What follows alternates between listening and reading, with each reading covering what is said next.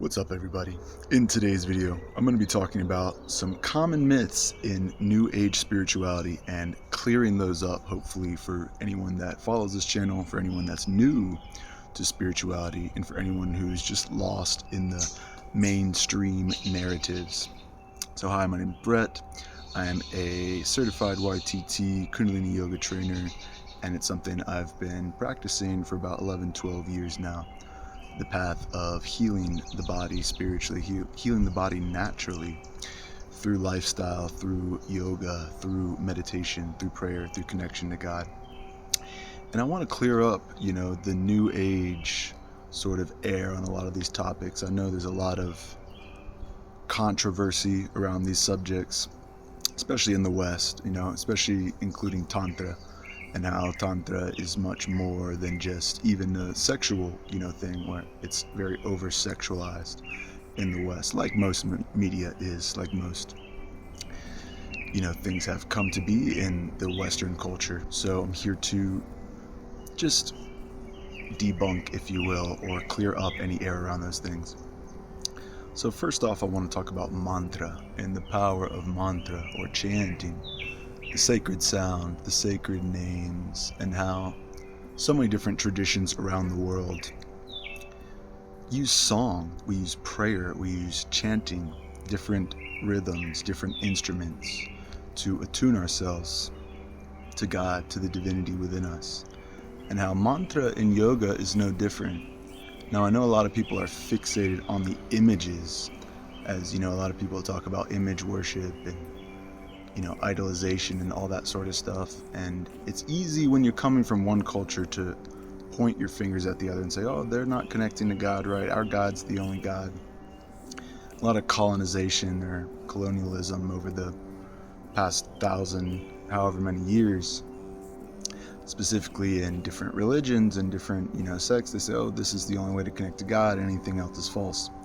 Well, here in the yogic tradition, I want to make it clear that we see all things with the oneness of God, all things with the divinity of the one, and that in manifestation, just like all of creation, just like nature, there's many manifestations of the divine that we can connect to, different forms. These are the different mantras, different gods and goddesses even.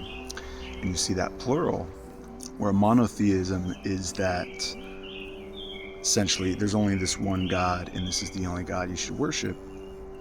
The monotheism of yoga and tantra is the fact that all of these are one, yet they are polytheistic in nature, as in there's many different ways to worship or connect with divinity. Now, in, like I said, different religious sects, there's only one way to worship. This is the way to worship, and you follow this way, and you'll be connected to God. And I've experienced that. I honor many and all religions and traditions in all my work, and I've even found healing in all of them, in many different traditions that I've practiced and learned from over the years. So I don't want to discredit anyone's faith, as I believe God truly is that one that dwells in all these things. So I even want to talk about the images. Here's a good one I got. Little Ganesh, Ganapati totem, just the elephant. And the elephant reminds us of that strength. Ganesha is like the remover of obstacles. And some people get so caught up on the idea of like, you have to worship this image to get this blessing from it, when we are the ones that put that essence of God, of understanding the external as the internal, as within, so without, if you've heard that saying before. Imagine, rather than trying to worship that image, that you're actually connecting to that essence within you. This is Tantra. And the root chakra is like, you need Ganesha, you need that strong, that warrior spirit that breaks through obstacles like an elephant, can charge through, and protect and defend. That's the energy of Ganesha. That's the energy of Ganapati. And to see that divinity within yourself, or any of these chants, any of these mantras that we offer here, understand how you're connecting to the one. understand with the goddess how there's many forms the goddess manifests, the Divine Mother. And once we get into Shakti, that's when you start to realize that, wow, this really is more than just names or forms, like I was saying, but that all of these names, Shakti is seen as all of the sounds together. So we get into Tantra, and we're understanding now that working on mantras is working on the chakra system. It's working on our spiritual body, these different sound vibrations that are tuned into existence. And when we tune into that natural essence of what is existence, what is already existent, it's like the rishis and sages that meditated on these mantras and then wrote them in the different scriptures. From India to Tantra, Tibetan Buddhism has its chants and mantras, even indigenous cultures and all sorts from all around the world, South American, North American, African, Kemetic, they all use chants, even Greek. The Gregorian chants, they had all these different chants and they knew sound was so powerful. So what if, and I made a video on this, as Shakti is the sound or the secret sound or something along those lines, you can check it out. I'll have it, try to link it in the description. How the sound connects us back to source, the sound connects us back to God. And it's when we get stuck on this one particular image as, oh, this is the one, like I have to get it from this. That's when we lose sight and we begin to worship something externally. So my whole aim with this channel, Yoga Tantra Healing, is to offer chants, to offer both the traditional and the spiritual or the inward process that you must go through. You could go chanting all the mantras and still get nowhere if you miss this one point, that it's not about how many you know, even just Om, even just chanting the Om, or something simple, Om Namah Shivaya, Om Gam Ganapataye Namaha. Even just these simple chants, you don't have to learn all these fancy things and try to understand some deeper meaning. See it as learning a new language, a language that's different than the one of the West, the one of the mind. Because the mind wants to put God in a box. We want to put the goddess in a box, the divine feminine. When I talk about Shakti, we see the divine feminine rising on the planet. And when you realize what that means, it doesn't just mean like girls or women are discovering their femininity again, because that is part of it. It's like they're reclaiming that part of themselves that so many traditions tried to put below the man or put below God, when God and Goddess, the mother and the father, were always equal in the original teachings. And you can see that in so many different traditions, the Trinity, if you will, and how I love the Indian tradition, the yogic tradition especially, because they have the father and the mother in their respective trinities. You have Brahma, Vishnu, Shiva, all representing different aspects of God, creation, manifestation, and then operation, keeping it together, and then the dissolution or dissolving or destruction, the rebirth, the dissolving of the ego, of the sense of separateness, back into that fullness. Or you have Durga, Lakshmi, and Saraswati, or Kali, Lakshmi, and Saraswati, or Kali, Durga, and Lakshmi. Different ways you could look at that trinity as well of the goddess. Just as, Shiva encompasses more than just the destruction, the Rudra aspect of the Indra, but Shiva really encompasses all of them, the Mahadev, the great god. And what's interesting to me is I've found a very similar correlation between that and the way the monotheistic tradition looks at God, of the Bible, you could say the Most High. Because Shiva, or the Mahadev, Shiva in Tantra is that highest tattva, or that highest consciousness that is one with the Supreme, that is one with the Almighty. And when we embody Shiva consciousness, we're not worshiping some image, some blue guy, the hair and the snake and all that stuff. That's to remind you that it's in you, the man, the image of God. You are made in the image of God. And so what man has done is we've made man or God into the image of us, and what we can see, we've tried to put, a label or a name to that. No, this is the name, and these are the names, or no names, only the formless Brahman, in the real Vedic tradition. It's only Brahman, and all else is second to that formless God, that infinite, or, we have Jah, we have the Most High Jah in the biblical traditions in Rastafari, and how we see Jah as that one, that he embodied that one, that Christ consciousness that is one with the Most High God and showed us that way into everlasting life.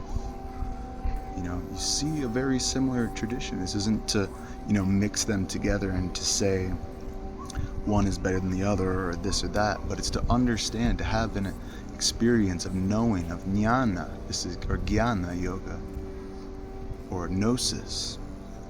This is when you begin to have that inward knowing that God is eternal, that God is in all things, that when you're connecting to a form, no matter what form, that is an image.